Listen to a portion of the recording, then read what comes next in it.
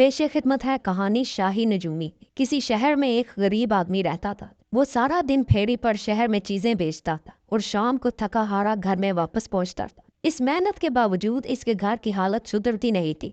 कभी खाने के लिए कुछ न होता तो कभी पहनने के लिए, लेकिन वो हर हाल में खुदा का शुक्र अदा करता। जो उसकी आमदनी थी उसी पर कनात करता। किसी को धोखा देने या बेईमानी से इस दौलत कमाने का उसे कभी ख्याल न आया। एक रोज फेरी वाले की बीवी शहर के एक जनाना हमाम में नहाने के लिए गई। उस जमाने में लोग घरों में नहीं नहाया करते थे, बल्कि शहर में मुख्तलिफ मकामात पर छोटे बड़े सैकड़ों जनाना मर्दाना हमाम खुले हुए थे। इन हमामों में रोजाना हजार लोग जाकर नहाया करते थे। यहाँ नहाने का बड़ा उम्दा इंतजाम था। ठंडा और गर्म पानी नहाने वालों को हस्बे मंशा हर वक्त तैयार था। नहलाने के लिए कई कई खिदमतगार और कनीजें मौजूद रहती थीं। गरीब फेरी वाले की बीवी ने अभी नहाना शुरू भी न किया था कि एक शानदार घोड़ा गाड़ी हमाम के दरवाजे पर आके रुकी और उसमें से एक दौलतमंद खातून उतरकर हमाम के अंदर आई। इस खातून का लिबास बेहद कीमती और खुशनुमा था। हाथों और गर्दन में सोने के नफीस जेवर थे। उंगलियों में हीरे की कई कई अंगूठियां थी। हमाम के मुलाजमों ने लपक कर इस औरत का इस्तकबाल किया और उसे झुक झुक कर सलाम किया। आने वाली कोई बड़ी ही मगरूर औरत थी। इसने किसी के सलाम का जवाब न दिया, बल्कि गरूर से बोली, इस वक्त हमाम में जो कोई भी नहा रहा है उसे फौरन बाहर निकालो। जब हम नहा चुके तो तब उन औरतों को नहाने की इजाज़त दी जाए। हमाम की कनीज़ों ने फौरन उन तमाम औरतों को निकाल कर बाहर किया जो उस वक्त हमाम के अंदर नहा रही थी या नहाने के लिए अपनी बारी के इंतजार में थी। इन औरतों में फेरी वाले की बीवी भी शामिल थी। उसने कहा भी कि ये हमाम अमीर और गरीब सभी औरतों के लिए है। आखिर हम कोई मुफ्त नहाने तो नहीं आए, हम भी तो उजरत अदा करेंगे। लेकिन कनीजों ने एक न सुनी और फेरी वाले की बीवी को धक्के देकर निकाल बाहर किया। बेचारी कर ही क्या सकती थी, खून के घूंट भी कर चुप हो गई। हमाम से बाहर आकर उसने एक औरत से पूछा, ये औरत जो भी घोड़ा गाड़ी में सवार होकर आई है, कौन है ये? अरे तुम्हें खबर नहीं? दूसरी औरत ने हैरत से कहा, ये शाही नजूमी की बीवी है। इसके मियाँ का शाही दरबार में बड़ा असर है। फेरी वाले की बीवी अपनी गुर्बत को रोती और ठंडी आहें भरती वापस घर चली आई और ऐसा मुंह बनाया कि न खुद खाना खाया न बच्चों को खाना खिलाया। शाम को फेरी वाला घर आया तो घर वाले की हालत देखी कि मुंह फुलाए एक तरफ पड़ी है और बच्चे भूख से बिलक रहे हैं। फेरी वाले ने कहा, अरे ओ भगवान, खैर तो है, ये क्या तमाशा है? बच्चे भूख से तड़प रहे हैं, क्या आज हांडी रोटी नहीं की? अजी लानत है हांडी रोटी करने वाली पर, बीवी ने तराख से जवाब दिया। जिस दिन से तुम्हारे पल्ले बंदी हूँ, एक घड़ी सुख की देखनी नसीब नहीं हुई। कहाँ किस्मत फूटी कि तुम जैसे मुफलिस के घर में आई। दो कौड़ी की इज्जत आबरू नहीं। और उधर शाही नजूमी की बीवी के ठाठ बाट देखो, अल्लाह की शान है। इसने आते ही हमाम में से एक एक औरत को कान पकड़वा कर निकलवा दिया। मैं कहती हूँ आखिर तुम क्यों नहीं शाही नजूमी बन जाते, ताकि मेरी भी वैसी ही इज्जत हो और मैं भी जब चाहे दूसरी बीबियों को हमाम से निकलवा सकूं। ये सुनकर फेरी वाले का माथा ठनका। कुरेद कर बीवी से सारा किस्सा बुलवाया। उधर बीवी की ये जिद कि अगर तुम शाही नजूमी बन कर ना दिखाओगे तो मैं इस घर में रहने की रवादार नहीं। अब तो फेरी वाले के होश उड़े। नरमी से बोला, अरे बेवकूफ, नजूमी बनना कोई आसान काम है, और वो भी शाही नजूमी। अरे पगली, इसके लिए दिन रात न जाने क्या अलम गलम किताबें और नक्शे देखने पड़ते हैं, फिर महीनों बरसों उस्ताद की चिल्में भरो, इसके बाद कहीं इल्म नजूम में कुछ शुद्ध बुद्ध होती है। कोई मजाक थोड़ी है नजूमी बनना। मैं कुछ नहीं जानती, बीवी ने झुंझला कर कहा। ख्वाह किताबें पढ़ो ना पढ़ो, उस्ताद की शागिर्दी करो या ना करो, बस जल्दी से शाही नजूमी बन कर दिखाओ, वरना मैं चली अपने घर। फेरी वाले ने सोचा कि चंद दिन में भूत खुद ही उतर जाएगा, लेकिन तौबा कीजिए, ये भूत उस औरत के सर ऐसा चढ़ा कि किसी तरह उतरने का नाम ही नहीं लेता था। उठते बैठते बस यही डर के शाही नजूमी बन जाओ, वरना मैं अपने घर खुश, तुम अपने घर खुश। आखिर तंग आकर फेरी वाले ने एक फटा पुराना बोरिया उठाया, चंद नक्शे संभाले जिन पर सितारों की उल्टी सीधी तस्वीरें बनी हुई थी। एक दो किताबें इल्म नजूम की किसी कबाड़िए से खरीदी, एक कलम, एक दवात और चंद लोहे के पांसे खरीदे।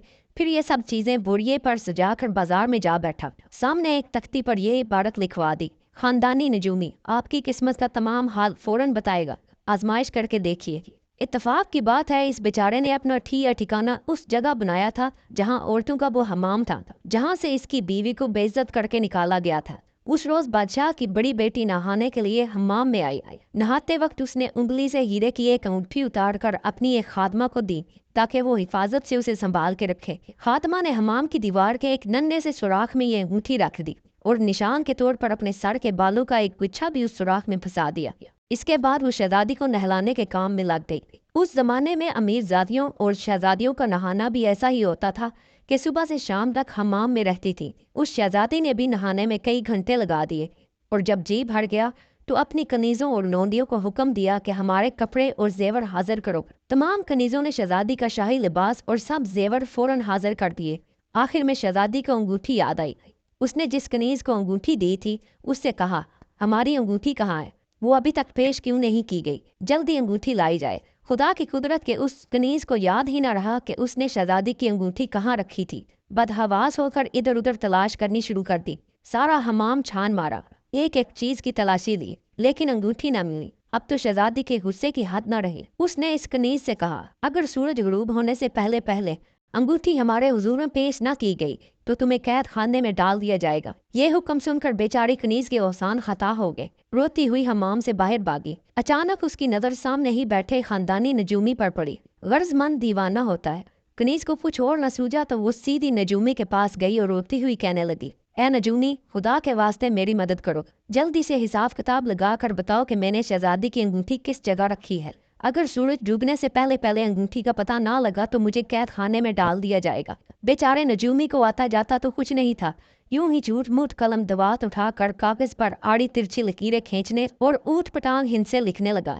फिर यूं आसमान की जानिब निगाह उठाकर घूरता रहा जैसे सितारों से मशवरा कर रहा हो। फिर बड़बड़ाते हुए बोला, अगर आसमान में कोई सुराख होता तो मेरे बाल बच्चे भूखे ना मर जाते। सुराख और बाल के अल्फाज सुनते ही कनीज का दिमाग एकदम रोशन हो गया। उसे याद आ गया कि शहजादी की अंगूठी कहाँ रखी हुई है। वो बेतहाशा दौड़ती हुई हमाम में गई। दीवार के सुराख में से अपने बालों का गुच्छा हटाकर अंगूठी निकाल ली और शहजादी की खिदमत में पेश कर दी। शहजादी ने पूछा, अंगूठी कहाँ से मिली? कनीज ने बताया कि हमाम के बाहर एक बड़ा बाकमाल नजूमी बैठा है। इसने इल्म नजूम के जरिए बताया है कि अंगूठी मैंने कहाँ रखी थी। शहजादी ये बात सुनकर बहुत हैरान हुई और महल में जाकर बादशाह से इसका जिक्र किया। बादशाह इस किस्म के नजूमियों की हमेशा तलाश में रहता था। उसने हुक्म दिया कि अभी इस नजूमी को हमारे सामने हाजिर किया जाए। हुक्म की देर थी कि शाही चौकीदार और सिपाहियों ने नजूमी को बादशाह की खिदमत में हाजिर कर दिया।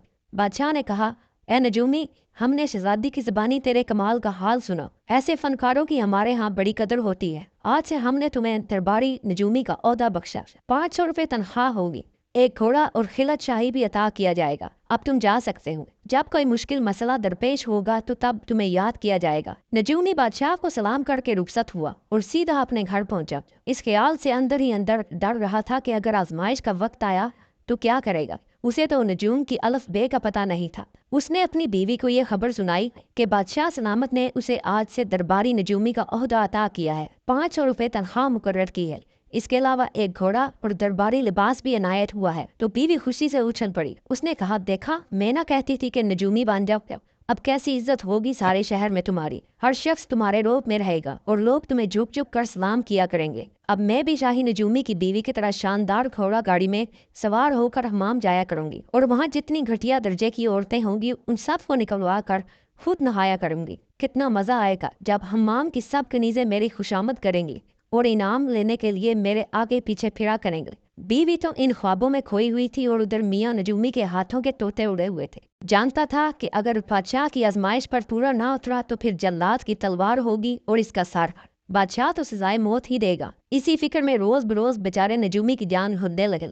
अभी उसे दरबारी नजूमी बने हुए जुमा 8 दिन भी नहीं हुए थे कि आजमाइश की वो घड़ी आन पहुंची। एक रोज बादशाह सलामत ने मुंह अंधेरे ही नजूमी को महल में बुलाया और कहा, ए नजूमी, गजब हो गया। कल चंद डाकुओं ने शाही खजाना लूट लिया। अब जल्दी से इल्म नजूम के जरिए उन डाकुओं का सुराग लगाओ ताकि हम उन्हें गिरफ्तार करके शाही खजाना बरामद करें। ये सुनते ही नजूमी का खून खुश्क हो गया।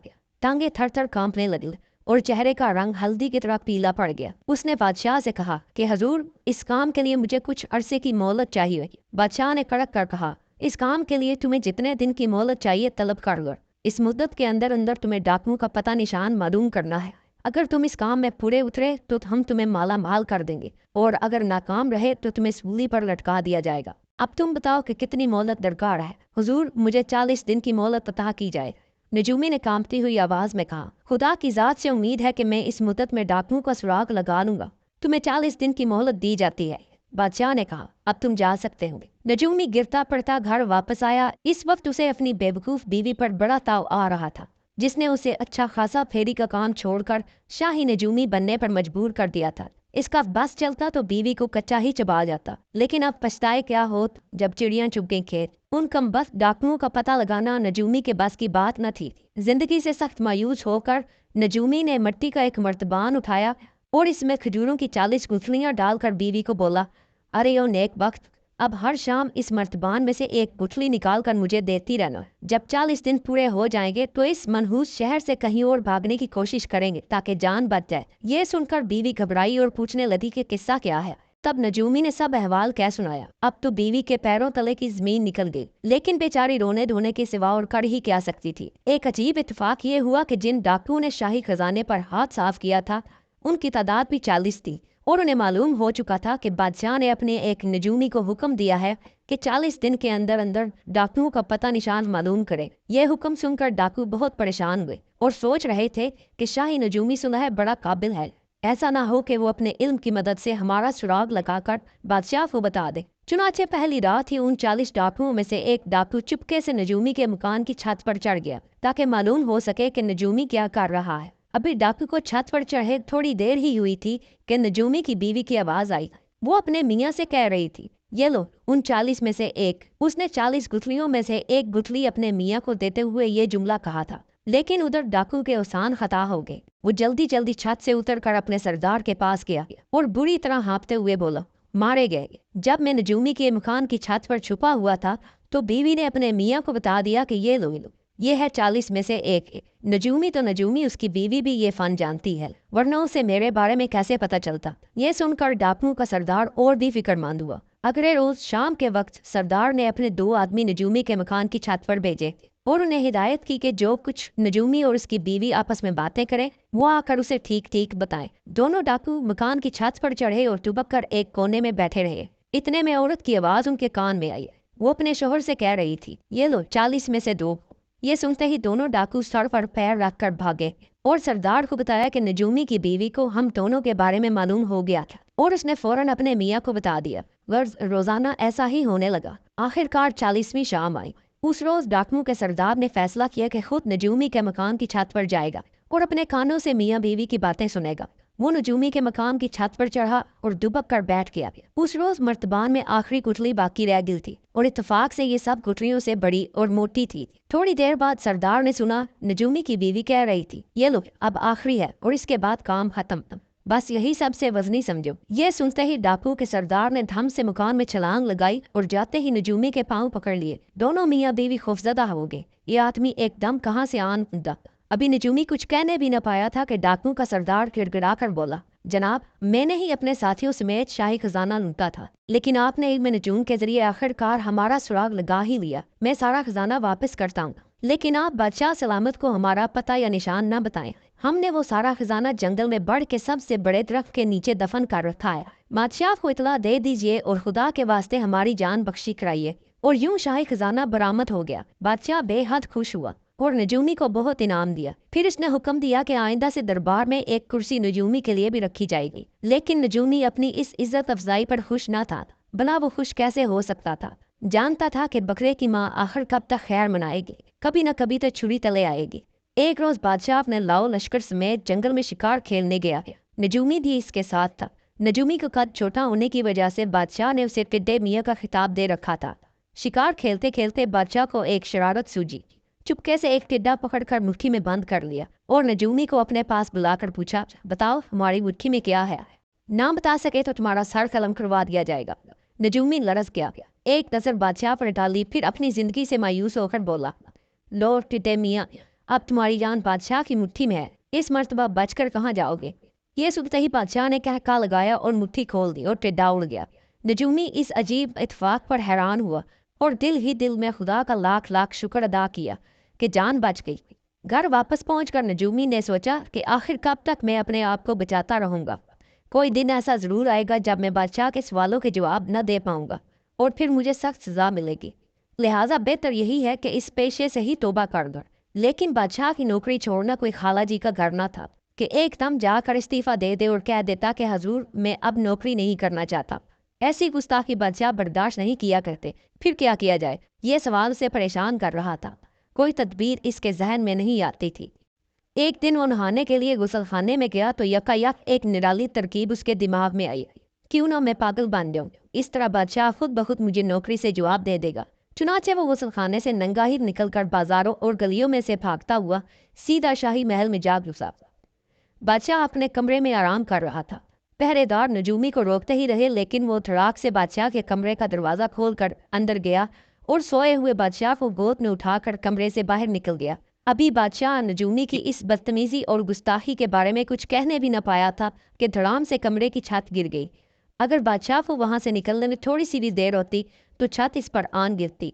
बादशाह ने यह माजरा देखकर नजूमी को गले से लगा लिया और खुश होकर बोला, मेरे वफादार दोस्त, आज तुमने हमारी जान बचा ली। तुमने शायद इल्म नजूम के जरिए मालूम कर लिया था कि हमारे कमरे की छत गिरने वाली है, इसलिए तुम गुसलखाने से निकल कर नंगे ही दौड़े चले आए। हम तुम्हारी इस वफादारी और जान नसारी पर बहुत खुश हैं और हुक्म देते हैं कि आज से तुम्हारा दर्जा बढ़ाकर तुम्हें शाही नजूमी बना दिया जाएगा। अगले ही रोज उसकी बीवी एक शानदार घोड़े गाड़ी पर सवार होकर हम्माम में नहाने के लिए गई। हम्माम की कनीज़ें और खादमाएं उसके इस्तकबाल के लिए दौड़ी, क्योंकि अब वो शाही नजूमी की बीवी थी। वो ये जानकर दिल में बड़ी खुश हुई कि साबिक नजूमी की बीवी इस वक्त हम्माम में नहा रही है। हम्माम फौरन खाली कराया जाए। नए शाही नजूमी की बीवी ने रोबदार आवाज में हुक्म दिया, पहले मैं नहाऊंगी, इसके बाद किसी और को नहाने की इजाजत होगी। हुक्म की देर थी कि कनीजों ने हम्माम में नहाने वाली कई औरतों को निकाल बाहर किया। इन्हीं में साबिक शाही नजूमी की बीवी भी शामिल थी। वो गर्दन झुकाए एक तरफ चली गई। सच है, गुरूर का सर हमेशा नीचा होता है और खुदा जिसे चाहता है इज्जत देता है। दोस्तों, ये कहानी आपको कैसी लगी? कमेंट्स में अपनी राय का जरूर इजहार कीजिएगा। वीडियो देखने का बहुत बहुत शुक्रिया।